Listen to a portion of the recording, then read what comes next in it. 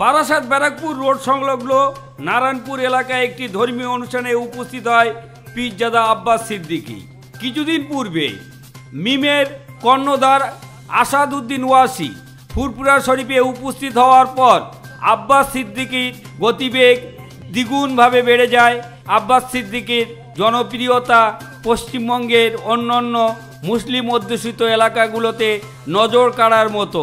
প্রথমত উনি এসেছিলেন ফুরফুরা দরবার শরীফ মুজাদ্দেদ জামান স্বাধীনতা সংগ্রামী আবু বকর সিদ্দিক দাদা হুজুর রহমতুল্লাহ রওজা মুবারক জিয়ারতের উদ্দেশ্যে।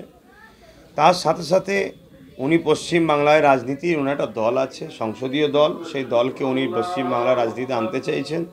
আর আমিও রাজনীতিতে আসছি এবং দল তৈরি হয়ে গেছে, ঘোষণা খুব তাড়াতাড়ি হবে।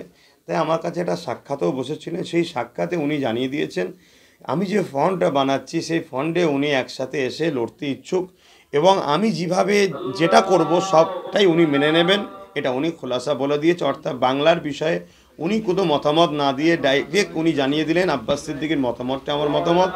আমার বড় ভালো লাগলো যে উনি এত বড় মানুষ হয়ে যে বাংলায় যাতে ছোট ছোট ভাগ না হয়ে যায়, যাতে মানুষ একটা হোক, ভাগ হয়ে গেলে ভোটের একটা ক্ষতি হতে পারে, সেই উদারতা সেই মানবতাটা উনি কিন্তু দেখিয়েছেন।